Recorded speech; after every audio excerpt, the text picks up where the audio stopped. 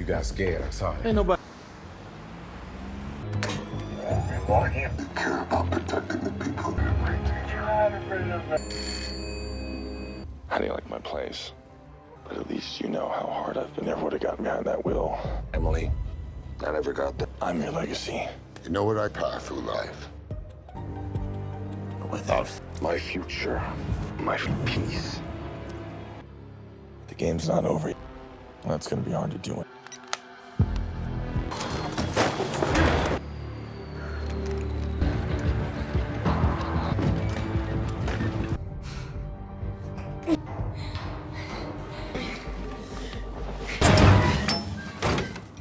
Just great.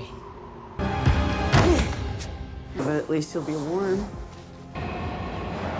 Your department? You are not to be Clear on that. Make sure you get a He's been 10 moves ahead of us this whole time. And look who they're registered to. mess us off the planet. He's trying to tear us apart. You need to see.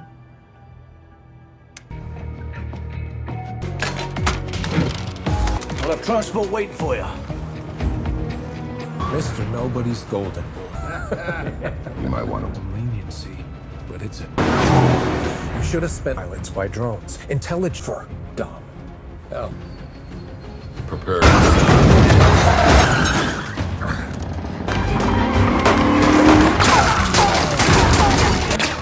I have a surprise?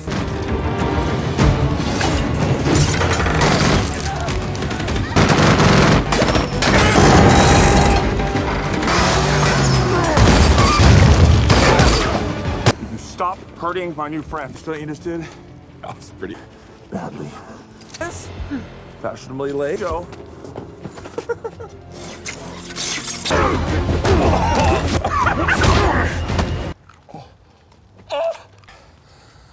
I do. Wait for it. What do you do? Go on. Man. Ooh, I told you. Look the life you made. Father on this bridge.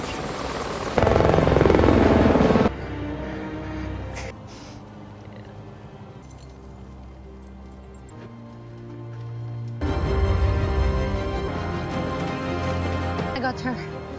We'll save you. I'm not gonna say I'm sorry.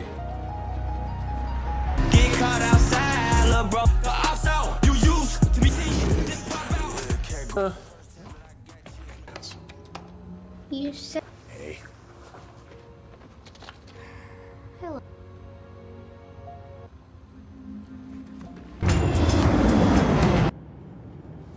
Oh, I smell something burning in here. This whole...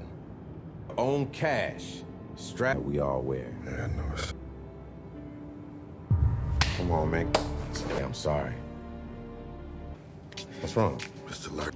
Hey, go easy there. You're gonna break that thing. I created bigger than just Dante.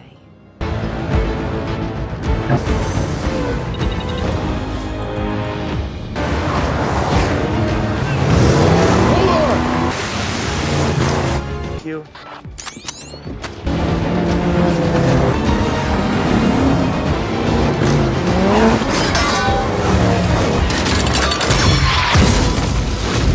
Lyrics, stub toes, cannon car.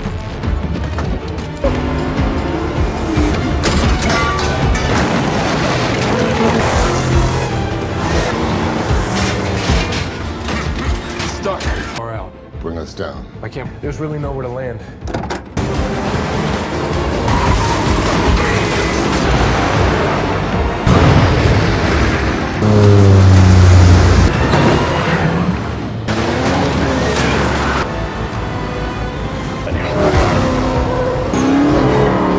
You're still on your tail. What are you doing? Shut the front door. Shut up. Dante has little feet. Got my co-pilot.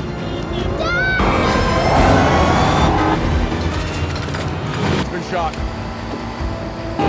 Got a little surprise for you. Go!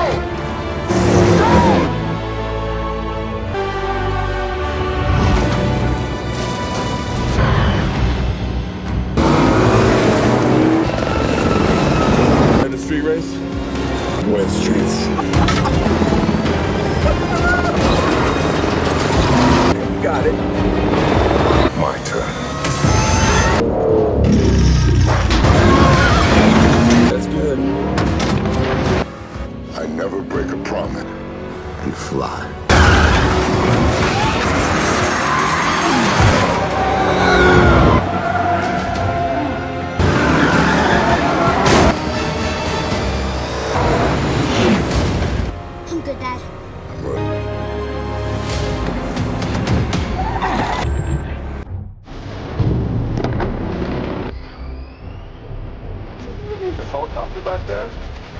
Really think he was... Wait for it. I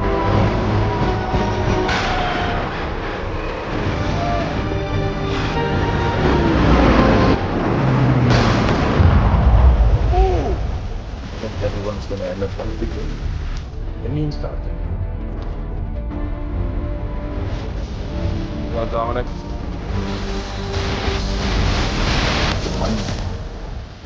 Hey guys, today we're diving headfirst into the adrenaline-fueled, logic-defying world of Fast X, where the laws of physics are merely suggestions and family is, well, family? Get ready for a high-octane recap that will make your head spin faster than a supercharged engine. I put a lot of work into these, so if you like what you see, a like and a subscribe is always appreciated. No worries if not.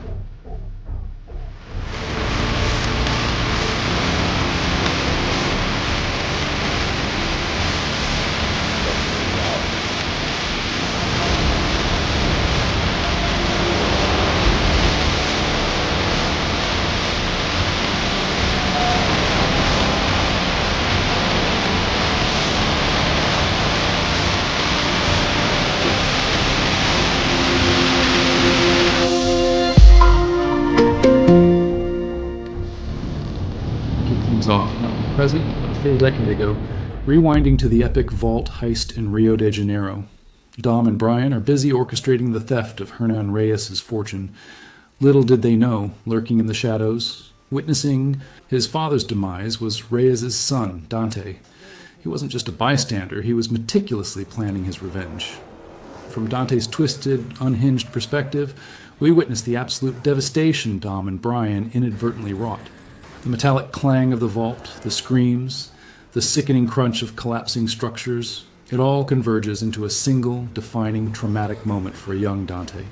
He crawls from the wreckage, dust and debris clinging to his clothes, a fresh wound bleeding on his temple, the scent of burning rubber thick in the air. There, amidst the twisted metal, lies his father, Hernan Reyes, lifeless. The camera lingers on Dante's face, a slow burn of grief morphing into pure, unadulterated hatred. He cradles his father's body, whispering a silent vow to make Dom pay, and pay dearly for his loss.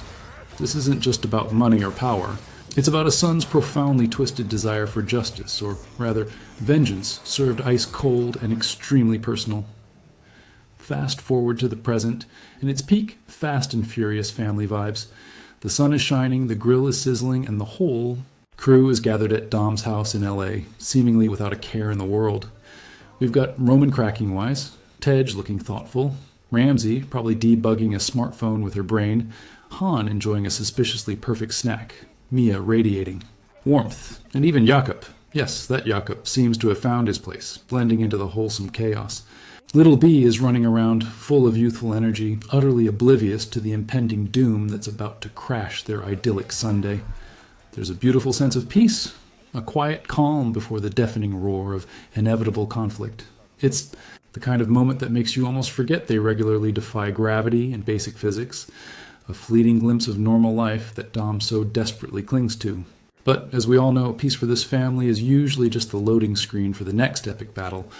Just as the good times are literally sizzling on the grill, a message pops up from Amy's, Mr. Nobody's not-so-charming replacement, or rather, his second-in-command. He's got a new mission for the crew, head to Rome, retrieve a sensitive device. You know, just your average Tuesday for these guys. The sound of Amy's crisp, almost too perfect voice crackles through the speaker, outlining what should be a straightforward operation. But Dom, with his unparalleled street smarts and a finely tuned something ain't right radar that's practically a superpower at this point, senses a trap. The way the mission is presented, the urgency, it all feels a little too convenient, a bit too clean for their usual chaotic assignments. He hears a subtle, off-key note in the symphony of the mission, a discordant element that screams danger, and his gut, as always, is usually right. It's almost like he can feel the subtle tremor of an approaching storm. Following his uneasy gut feeling, Dom makes a call that, in hindsight, was probably the smartest thing he could do, despite the protest it likely stirred. He tells Letty and Little B to stay put, to enjoy the LA sunshine, far away from whatever elaborate trap he suspects is being laid. His gaze lingers on a small, framed photo of his son, a silent promise to protect him etched on his face, the weight of a father's love palpable. He knows that if this mission goes sideways, his family is the most vulnerable point, the ultimate leverage. He briefs Roman, Tej, Ramsey, and Han, the usual suspects, the most expendable. Just kidding.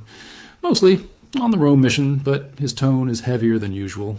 There's a palpable tension, a foreboding sense of dread hanging in the air like exhaust fumes. The subtle crackle of his walkie-talkie almost sounds like a warning as they prepare for departure, sealing their fate for the chaos to come.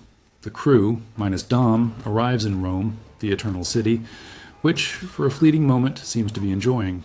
A perfectly normal, sun-drenched day. Roman, Tej, Ramsey, and Han are in position, cruising through the historic streets, the rumble of their engines a modern counterpoint to the ancient cobblestones. They're ready to execute what they believe is a standard retrieval mission, probably chatting about the best pasta places. The sounds of a bustling Italian city, distant church bells, the murmur of conversations, the faint clink of espresso cups fill the air, creating a serene but deceptive atmosphere. They're a well-oiled machine, going through the motions, completely oblivious to the colossal, spherical, metallic nightmare that's about to interrupt their sightseeing.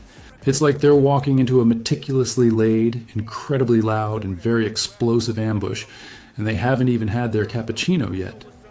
Then, the first metallic clang hits, and it's definitely not a church bell. Out of nowhere, Roman's own vehicle is engulfed in a fiery explosion, sending a shockwave that rattles the ancient buildings. The roar of the blast is quickly followed by an even more terrifying rumble. A monstrous, spherical bomb, looking like something out of a supervillain's nightmare, begins to roll, gathering momentum, tearing through the ancient cobblestone streets. Its destination? The Vatican, no less. Talk about making a grand entrance, and a rather destructive one at that. The initial shock gives way to a desperate scramble as the crew realizes they're not retrieving anything. They're trying to stop an apocalyptic bowling ball from taking out the Pope. The screams of the crowd, the screech of tires, the crumbling masonry. It's a symphony of sudden, terrifying chaos orchestrated by Dante, who is no doubt enjoying every second of it. Back in LA, Dom's worst fears are confirmed in sickening high definition as he watches the news. The chaos unfolding in Rome, the massive rolling bomb, the sheer scale of the attack, it all points to the meticulously laid trap he foresaw. His calm demeanor shatters, replaced by a steely resolve that could melt steel. Without a second thought, he roars out of his garage in his iconic Dodge Charger, the engines growl a symphony of impending vengeance and desperate hope. The world around him blurs as he speeds towards Rome, a man possessed, driven by the unwavering desire to protect his family, both by blood and by bond. The tactile vibration of the steering wheel in his hands is the only anchor in his storm of fury, the only thing grounding him as he prepares to enter the eye of the storm. He's going to Rome, and he's bringing the thunder. Dom arrives amidst the chaos and the metallic clang of the bomb's destructive rampage. A new, unsettling element of terror emerges. Dante himself. His face, chillingly serene yet utterly deranged, pops up on digital screens around Rome, a modern-day villain's broadcast, complete with a derisive chuckle. He taunts Dom, his voice dripping with playful malice, taking full credit for the carnage and reveling in Dom's desperate struggle. He explains, with a disturbing cheerfulness that makes your skin crawl, that this isn't just an attack. It's the first movement in a symphony of suffering he's composed, a meticulous, drawn-out plan to dismantle Dom's life piece by agonizing piece. The subtle whoosh of wind past Dom's ears as he drives is almost drowned out by Dante's chilling laughter, echoing through the city streets. This guy isn't just a villain, he's an artist of anguish, and Dom is his reluctant muse. The rolling bomb continues its destructive path, a literal wrecking ball through history, and Dom is right there in the thick of it, orchestrating an impossible dance. We see his charger, a blur of raw power, narrowly swerving as ancient buildings groan and collapse in a cloud of dust and rubble. The thud of falling masonry, the screech of tires fighting for traction, the roar of the bomb. It's an overwhelming assault on the senses. He's not just driving. He's performing an intricate, high-stakes ballet, his hands a blur on the steering wheel, his eyes scanning for the next impossible gap, the next hair-raising dodge. Each near miss is a testament to his unparalleled skill, but also to the overwhelming, relentless nature of Dante's attack. It's a reminder that even the best drivers can only defy physics for so long before something gives. With sheer grit, a prayer, and a healthy dose of movie magic, Dom pulls off the impossible. He uses his charger like a battering ram, a finely tuned instrument of precision and raw power, pushing and guiding the monstrous bomb through the narrowest of gaps, through impossible turns that probably made the city planners weep. The screech of tires and the groan of protesting metal as he forces the bomb off course are almost deafening. In a breathtaking sequence, he manages to send the ticking time bomb hurtling into the Tiber River, where it explodes harmlessly, sending a massive geyser-like spray of water into the air, momentarily washing away the chaos. Rome, and more importantly the Vatican, are saved. But the relief is short-lived. This isn't a victory. It's merely a stay of execution, and Dante, no doubt, is already planning his next, even more diabolical move. The splash of the explosion feels less like triumph and more like a period at the end of a very ominous sentence. Just when Dom catches his breath, the plot thickens faster than concrete setting in a cold climate. Ames, the very guy who gave them the mission, now looks at Dom with a gaze colder than a winter's night in Siberia. Mr. Nobody, the usual benevolent protector, is nowhere to be found, completely off the grid, probably on a well-deserved, if poorly timed, vacation. Ames, stepping into the power vacuum with a chillingly confident smirk, declares Dom and his entire crew rogue agents, issuing warrants for their immediate arrest. It's a classic bait and switch, a complete betrayal that leaves them utterly exposed, turning them from heroes to public enemies in the blink of an eye.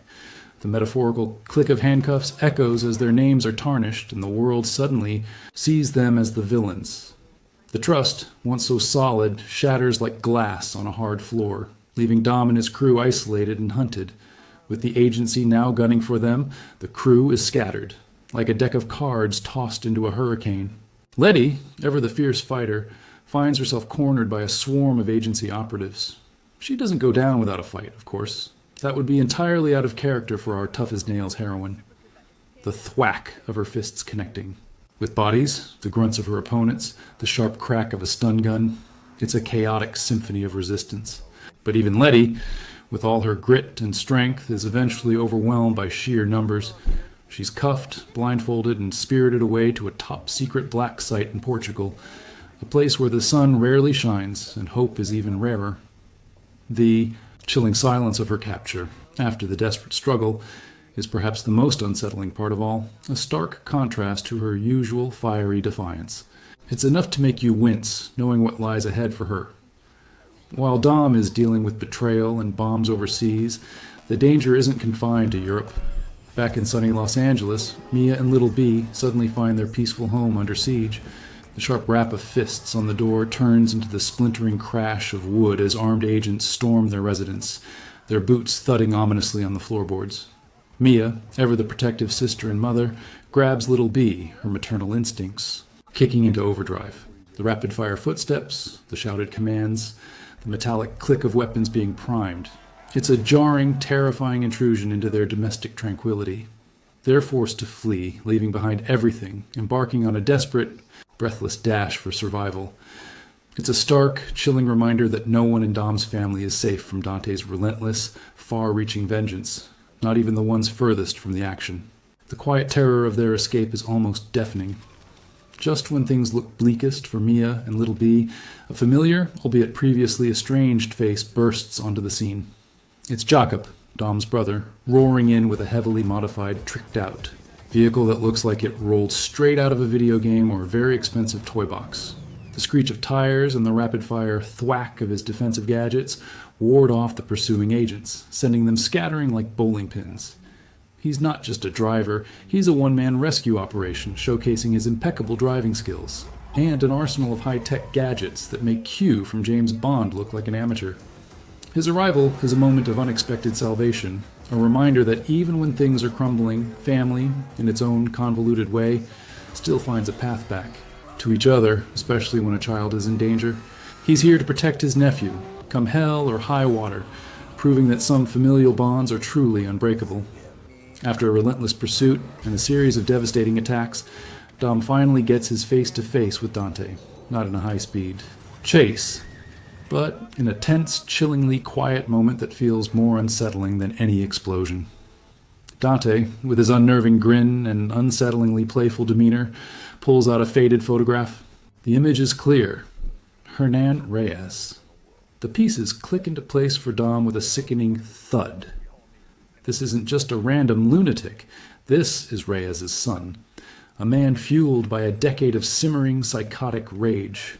Dante, his voice a mocking whisper that feels like a physical punch, recounts his father's demise, meticulously detailing how Dom's actions in Rio stripped him of everything. It's a calculated monologue, a verbal punch to the gut, explaining his motivation to exact not just revenge, but to make Dom suffer the loss of everything he holds dear. The weight of his past actions crashes down on Dom like a ton of bricks, a heavy, cold realization. With Dante's twisted agenda now crystal clear and the agency hot on his heels, Dom is truly on the run, a lone wolf against an entire, well-funded global organization. His charger becomes his sanctuary, his weapon, his only means of escape and survival. We see him weaving through bustling city streets, the blur of pedestrians and buildings a testament to his impossible speed, the sounds of car horns and frantic shouts blurring into a single, desperate hum. The constant roar of his engine, the metallic clang of near misses, the frantic blare of police sirens. It's a relentless symphony of pursuit, a pulse-pounding rhythm of pure adrenaline. Every turn is a gamble, every straightaway a test of his resolve. The tactile sensation of the road beneath his tires is a constant reminder of the thin line between freedom and capture, a desperate dance with destiny. He's a hunted man, but a dangerous one, a predator in a world that now sees him as prey. Desperate for answers and a way to fight back against a world that seemingly turned its back on him, Dom makes his way to London, where he seeks out a familiar, albeit wonderfully unconventional, source of wisdom, Queenie Shaw. She's found in a dimly lit, smoky pub, looking every bit the cunning, sharp-witted matriarch she is, sipping on something strong. The clinking of glasses and low murmur of conversation provide a brief, almost normal backdrop to their tense discussion, a rare moment of respite for Dom. Queenie, with her knowing smile and a glint in her eye that speaks of years of experience, in shady dealings, offers Dom critical information, a lifeline in his sea of troubles. She has connections, she has ears everywhere, and she knows how to navigate the murky underbelly of the criminal world. It's a brief welcome moment of clarity before he dives back into the fray, a reminder that even in the darkest corners, allies can be found, especially if they have a flair for the dramatic and a soft spot for the Toretto family. Meanwhile, far from London's foggy streets and Queenie's comforting sarcasm, Letty is enduring her own nightmare. She's deep inside the agency's black site in Portugal, a place designed to break even the strongest wills. The metallic clang of the cell door, the cold, sterile air that bites at your skin, the constant low hum of unseen machinery. It's all designed to disorient and intimidate, to strip away identity. She's chained, questioned relentlessly, and pushed to her absolute physical and mental limits, but Letty, being Letty, refuses to crack. Her steely resolve, her unwavering loyalty to Dom and the family, acts as her shield against every tactic. The silent tension in the interrogation room is almost palpable, a testament to her unyielding spirit. She might be physically confined, but her mind, her will, remains defiantly free, a flicker of hope in a dark, desolate place. You can almost feel the chill radiating from the screen. Just when Letty thinks she's utterly alone in her desolate prison, a familiar, unwelcome, yet oddly comforting face appears. It's Cypher, the cyber-terrorist who's been a recurring thorn in Dom's side for ages, looking surprisingly disheveled and equally trapped. The irony is thicker than a triple chocolate milkshake, a truly unexpected twist that makes you wonder if Dante somehow orchestrated this too. The subtle whoosh of the automatic cell door opening reveals her, and the tension between them is so thick you could cut it with a blunt knife. Neither is thrilled to see the other, to say the least. There's an unspoken, almost palpable animosity in the air, but also a shared understanding of their dire situation. They're both caged birds, but one has a wicked bite, and the other a chillingly calculating mind. It's a moment that redefines awkward reunion, especially when your past involves trying to kill each other. Dante has a knack for making strange bedfellows. And this is perhaps his most bizarre pairing yet, with no other options, and with the metallic clang of their shared predicament echoing in the sterile confines of the black site. Letty and Cypher grudgingly forge an alliance. Desperation, as they say, makes for strange bedfellows, and these two are practically sharing a mattress made of pure spite. Cypher, ever the pragmatist, outlines the stark reality. We need to get out, and we need each other. Her voice is raspy but resolute, cutting through the silence. Letty, after a moment of intense, wary eye contact, offers a curt nod. The unspoken agreement hangs in the air, thick with mistrust, but also a shared, burning desire for freedom. It's a team-up no one saw coming, proving that even villains can find common ground when facing an even bigger threat. This is going to be a tense road trip, literally. With their grudging, unspoken truce in place, Letty and Cypher launch their desperate escape. The Black Site, a fortress of steel and concrete, instantly becomes their brutal battlefield. The air fills with the sharp crack of bones, the grunt of guards, and the rhythmic thud of their boots on concrete as they fight their way through the labyrinthine corridors. Letty, a whirlwind of fists and raw, untamed power, complements Cypher's. More calculated, strategic attacks, using her surroundings with chilling efficiency. They're a bizarrely effective duo, leaving a trail of unconscious guards in their wake. The metallic clang of a dropped weapon, the sharp whoosh of a security door sliding open, every sound is amplified in their frantic bid for freedom. It's a symphony of controlled chaos, each movement precise and deadly, proving that even when handcuffed, these two can cause some serious damage. You can almost feel the impact of every punch. The breakout continues, a relentless charge through the Black Site's dark industrial corridors. Letty and Cypher, now a finely tuned machine of destruction, duck and weave through a maze of obstacles, each one more dangerous than the last. The metallic screech of security doors being forced open, the sudden boom of strategically triggered explosions, the frantic shouts of alarms. It's a sensory overload. Cypher, with her tech wizardry, is bypassing systems and opening pathways, while Letty is handling the more physical negotiations, the tactile sensation of cold metal, the distant thrum of heavy machinery, the constant fear of being trapped. It's a high-stakes game of cat and mouse where the mice are fighting. Back with extreme prejudice, they're not just escaping. They're tearing a hole through the agency's supposed impenetrable stronghold, leaving a trail of destruction that would make Michael Bay proud. This is less an escape, more a hostile takeover in reverse. After their grueling escape, Letty and Cypher burst out into the biting cold of an Antarctic landscape, a vast white expanse that somehow feels even more isolating than the prison itself. The wind howls, a piercing sound against the backdrop of their heavy breaths, carrying the stinging bite of ice. Just as despair starts to set in, a low rumble turns into the familiar thump, thump, thump of a helicopter approaching through the swirling snow. And who should be at the controls? None other than Giselle Yashar. The collective gasp from the audience was probably audible across the globe. I sure wasn't expecting her to pop back up. She's alive. Her return, like a phoenix from the icy ashes, is a moment of pure, unexpected awe. A dazzling beacon of hope that defies all previous expectations and sets up a whole new set of questions. It's a reunion so epic, it practically warrants its own spin-off series, featuring icy puns and maybe a polar bear sidekick. Back with the main crew, Roman, Tej, Ramsey, and Han, they've managed to find a temporary safe house, a fleeting moment of respite from the relentless pursuit. The atmosphere is heavy, thick with worry, the air almost crackling with unspoken tension.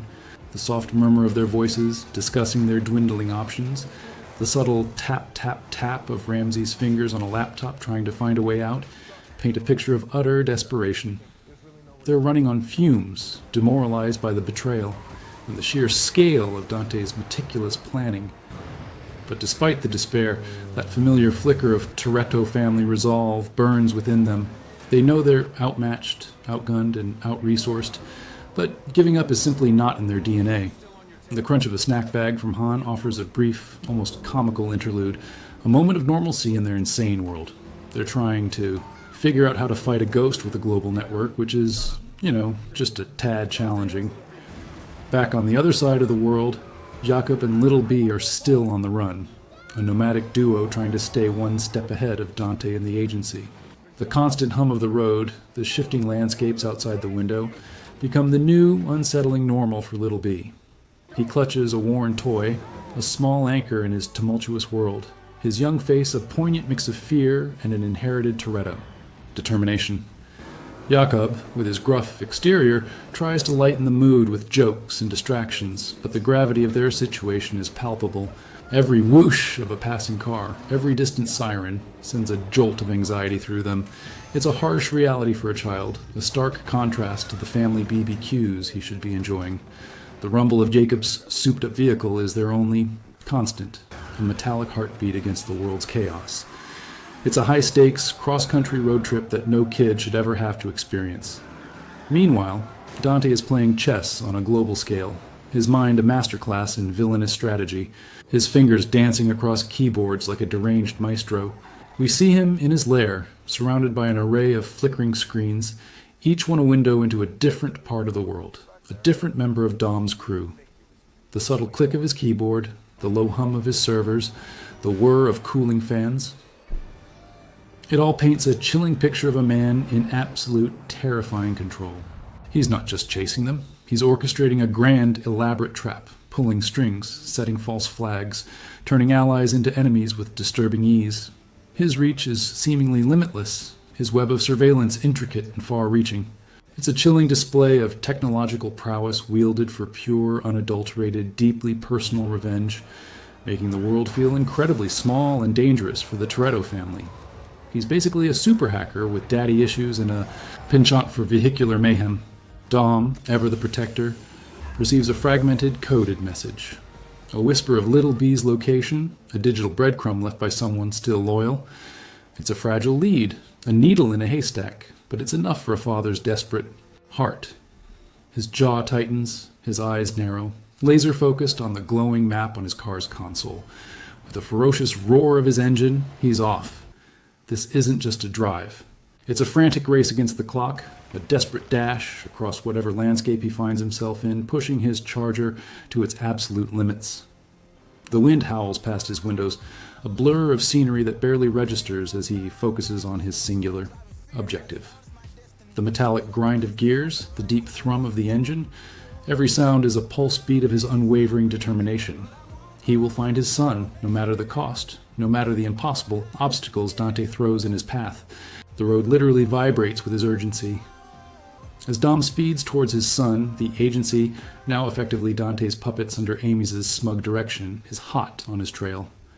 It's not just a few cars, it's a relentless, coordinated pursuit involving a swarm of black SUVs and tactical vehicles. The roar of their engines, the blare of their sirens, the occasional thwack of a high-tech grappling hook trying to snag Dom's charger. It's a symphony of professional pursuit. Dom navigates congested city streets with his usual impossible finesse, weaving through traffic like a ghost. He's an analog hero in a digital world, relying on pure driving skill against drones and advanced tracking tech. The tactile vibration of his steering wheel, the blur of the city lights. Every sensation reinforces the urgency. This isn't just a chase, it's a gauntlet designed to wear him down, to break his spirit, and to deliver him right into Dante's waiting, sadistic hands. He's surrounded, but not beaten, not yet. While Dom is speeding to the rescue, Dante is meticulously weaving his web of deception and destruction. He anticipates Dom's every move like a master chess player several steps ahead, his mind a terrifying labyrinth of malice. We see him orchestrating a complex, multi-layered trap specifically designed for Little B, not just to capture the boy, but to use him as the ultimate bait to draw Dom into a vulnerable, inescapable position. His smile is unsettling, a chilling reflection of his twisted delight in playing this macabre game, a silent giggle of anticipation, the subtle click of a button, the soft hum of activating a new surveillance system. Every action is precise, calculated, devoid of empathy. He wants Dom to suffer, to feel the exquisite pain of impending loss, and he's using the purest form of leverage imaginable, his son. The insidious nature of his plan sends shivers down your spine, showcasing a villain who truly revels in psychological torment. Jakob, with Little B safely, for now, in the passenger seat, is a whirlwind of defensive maneuvers, piloting his heavily modified vehicle with a desperate precision. The metallic clang of incoming fire, the frantic whoosh of his car as it swerves and dodges, the deployment of every high-tech gadget imaginable. It's a dazzling display of tactical driving and ingenious defense. He's dropping oil slicks, firing EMP pulses, even deploying what looks like a mini drone swarm. Anything to keep Dante's relentless forces at bay. The shouts of his pursuers, the grinding gears of their own vehicles, add to the cacophony of a chase that's quickly turning into a full-blown battle. He's buying time, just enough time for Dom. But he knows, with a grim certainty, that his options are rapidly dwindling. The tactile vibration of the controls in his hands is a constant reminder of the precious life he's trying to protect.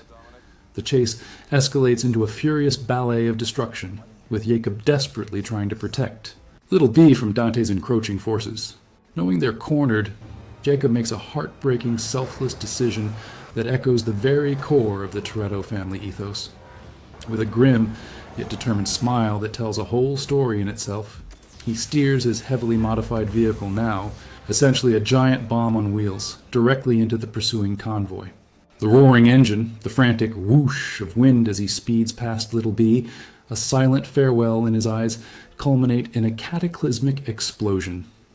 The screen is engulfed in a blinding flash, followed by the deafening silence of the immediate aftermath, then the thunderous rumble of debris raining down. He destroys Dante's immediate threat, creating a path for Dom and Little B, but at the ultimate tragic cost. It's a visceral, impactful moment that solidifies his place as a true Toretto, a hero whose sacrifice will resonate deeply. Dom finally reaches Little B. Their reunion, a brief, bittersweet embrace amidst the smoldering wreckage of Jacob's sacrifice. The distant roar of flames, the acrid smell of burning metal, the faint crackle of fading embers. It's a stark, almost apocalyptic backdrop to their emotional moment. Dom clutches his son tightly, the tactile warmth of the boy. A precious anchor in his chaotic world, a physical manifestation of everything he fights for. There's no time for grieving, no time for solace. Dante's forces are still closing in, a palpable threat in the air. The grim reality of Jacob's sacrifice weighs heavily, a silent promise of future vengeance etched on Dom's face. They exchange a look, a silent understanding passing between father and son, before Dom knows they must keep moving, one step ahead of the relentless enemy. The faint crackle of a hidden comms device reminds him that the clock is still ticking, relentless and unforgiving. With Little B by his side, Dom speeds towards the horizon, where a colossal dam looms, its concrete walls stretching imposingly across the landscape. The rumble of his Charger's engine grows louder, almost a primal roar, as they close in on what is clearly the stage for the final, desperate confrontation. The sheer scale of the structure, the distant whoosh of wind whipping off its massive face, creates an atmosphere of immense pressure and impending doom. It's a man-made marvel turned into a battleground. A perfect, imposing backdrop for the grand finale of Dante's twisted play. Dom's grip on the wheel tightens, his focus absolute. He knows Dante is waiting, and this time there's nowhere left to run. The air itself feels heavy with anticipation, thick with the scent of destiny, and perhaps a little bit of fear. This dam is about to get a whole lot more exciting and probably a lot wetter. The stage is fully set for the ultimate showdown, a colossal dam, its concrete walls stretching imposingly across the landscape, now rigged by Dante to be the ultimate weapon. Dom, with Little B safely, for now, tucked away in the Charger, faces Dante's full, unhinged might. It's not just a car chase, it's a metallic clang of destiny, a clash of wills on a precipice. Dante, ever the showman, has rigged the dam with explosives, threatening to unleash a catastrophic, world-changing flood. The sheer scale of the environment amplifies the tension, making every rev of an engine, every screech of tires, feel like a momentous event. It's Dom versus Dante, family versus vengeance, with the entire world potentially hanging in the balance, or at least a very large chunk of it. The subtle click of Dante's remote control, revealing the bomb placements, is more chilling than any roar of an engine. He's not just fighting, he's playing a very deadly game of King of the Hill, with a dam for the hill. Just when you thought the surprises couldn't get any more outlandish, Amy's, the supposed agency head, the very man who sent them on this wild goose chase, strolls up next to Dante, a smug, self-satisfied smirk plastered across his face. The audience's collective gasp probably sucked all the air out of the room. Mine certainly did. He was working with Dante the entire time. The initial mission, the rogue agent declaration, Letty's capture, every single setback, it was all a meticulously crafted deception, a long con orchestrated to perfection. The metallic click of his weapon as he levels it at Dom is a visceral sound of ultimate betrayal, a punch to the gut that twists the knife even further. It's a complete shattering of trust that leaves Dom reeling, realizing just how deep Dante's web of manipulation truly runs. Talk about a double cross that would make even a snake jealous. Well, this guy earned his villain stripes the hard way by being a total deceitful jerk. With the dam rapidly disintegrating beneath his tires, the concrete groaning and cracking like a dying beast, and Amy's revealed as the ultimate backstabber, Dom has one impossible choice: plunge. He grips the steering wheel, his knuckles white, his jaw set in a grim line, and with a roaring engine and a silent prayer, he drives his charger straight off the edge of the collapsing dam. The whoosh of air, the sickening lurch as the car leaves the ground, the desperate shouts of Dante's men, it's a visceral, heart-stopping moment of pure, unadulterated terror. Little B, clinging to his father, experiences a fear no child should ever know. The car hurtles towards the churning water below, a desperate, almost suicidal gambit, a testament to his unbreakable will to protect his son, no matter the odds, no matter the ultimate sacrifice.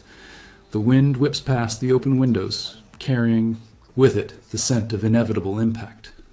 The mighty charger hits the churning water with a deafening splash, sending a colossal wave into the air before rapidly submerging. Underwater, the silence is oppressive, broken only by the ominous gurgle of water as it steadily fills the car's interior. Dom and Little B are trapped, suspended in a watery tomb, the car's remaining lights flickering ominously, casting an eerie glow on their terrified faces. The chill of the water seeping in is a tactile, terrifying sensation, a cold embrace of impending doom. Dom struggles with a desperate urgency, his movements hampered by the crushing pressure, trying to pry open a door, find an escape route, anything. The limited visibility, the dwindling oxygen, the silent terror in Little B's eyes.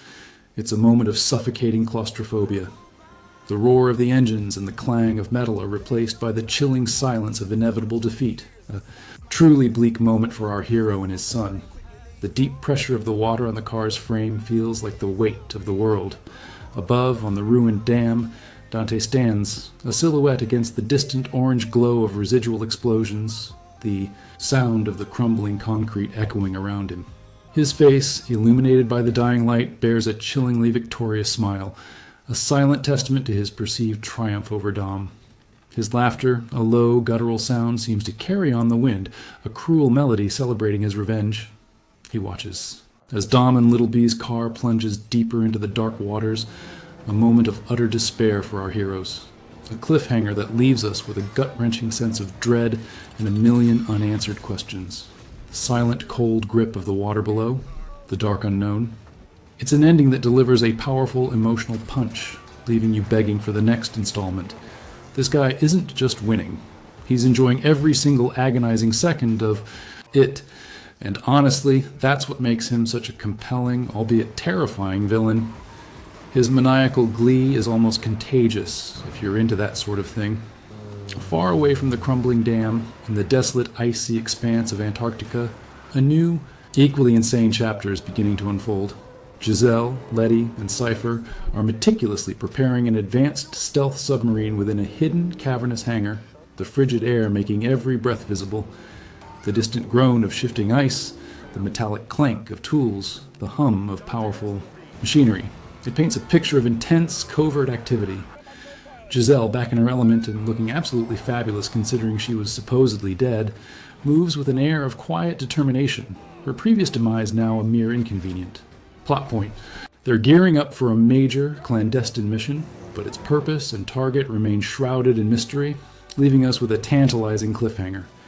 The whoosh of the hangar doors closing behind them feels like the sealing of a new, dangerous pact, a beacon of hope, or perhaps another layer of chaos. What could they possibly be planning? And how does one even get a stealth submarine to Antarctica without anyone noticing? The logistics are mind-boggling, but hey, it's Fast and Furious. Meanwhile, the rest of the crew, Ramsey, Tej, Roman, and Han, are frantically tracking the unfolding disaster from their makeshift command center, probably powered by a car battery and a prayer. The constant click-clack of Ramsey's keyboard is a frantic rhythm, a soundtrack to their desperation as she tries to make sense of the fragmented news reports. Their faces are etched with worry as they watch the news channels, piecing together the events at the dam, the roar of the explosion still echoing in their minds. Despite their own precarious situation and the overwhelming odds, that familiar flicker of Toretto family resolve burns within them. They might be temporarily defeated and scattered, but giving up is simply not in their DNA. The crunch of a snack bag from Han offers a brief, almost comical interlude of normalcy amidst the impending global catastrophe, because even in the face of doom, Han must eat. They're thinking, planning, and probably arguing, but they're not out yet. The metallic hum of their getaway van, waiting outside, serves as a reminder of their own constant peril, but their loyalty to Dom overrides all fear. The movie masterfully cuts between these disparate, desperate situations. We're left with the haunting image of Dom and Little B trapped in their submerged charger. The last flickering lights extinguished, the silent, cold grip of the water a terrifying embrace. Then, a quick flash to Letty, Cypher, and the astonishingly alive Giselle embarking on their mysterious Antarctic mission. A sliver of hope in an impossible situation. And finally, Dante's chilling, victorious smile, a direct challenge to Dom, a proclamation of his unholy triumph. It's a series of emotional gut punches, a cliffhanger designed to leave you breathless, frustrated, and absolutely desperate for the next installment. This isn't just an ending. It's a giant, flashing, to-be-continued sign that practically screams, "Get ready for more." The tactile sensation of dropping your popcorn bucket in shock is almost guaranteed. What a ride. Folks, Fast X truly delivered on its promise of high-octane action and a villain who loves to mess with everyone's heads.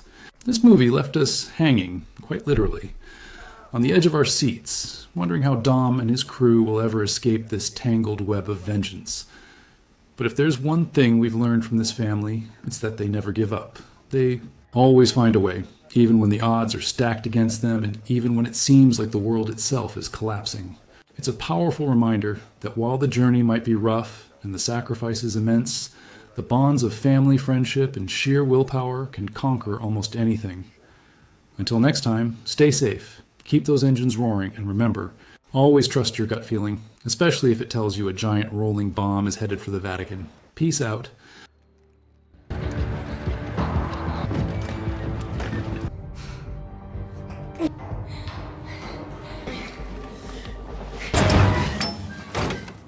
Just great.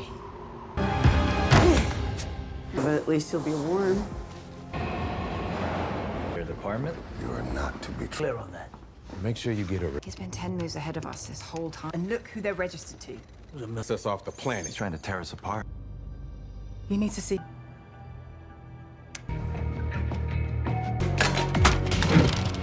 I'll have transport waiting for you. Mr. Nobody's golden boy. You might want to. Leniency, but it's a... You should have spent pilots by drones. Intelligent for Dom. Hell. Prepare. Can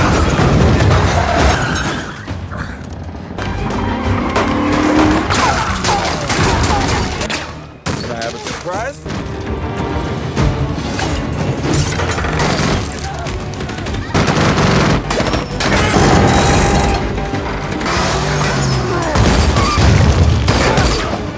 Stop hurting my new friend. Still interested? That was pretty Badly. Yes. Fashionably late. Go.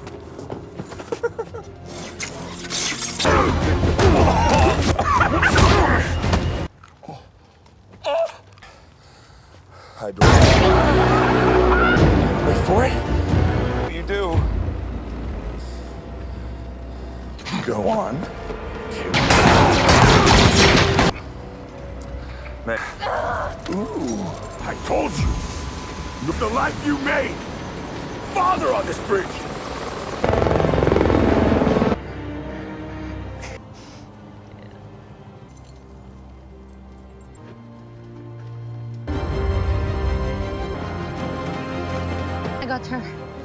We'll save your... I'm not gonna say I'm sorry. Get caught outside, lil' bro. The ops out. You used to be seen. This pop out. You said... Hey. Hello.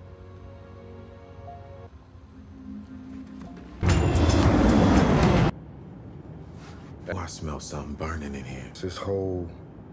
Own cash. Strap we all wear. Yeah, I know it's... Come on, man. Say I'm sorry. What's wrong? Just alert. Hey, go easy there. You're gonna break that thing. I created bigger than just Dante.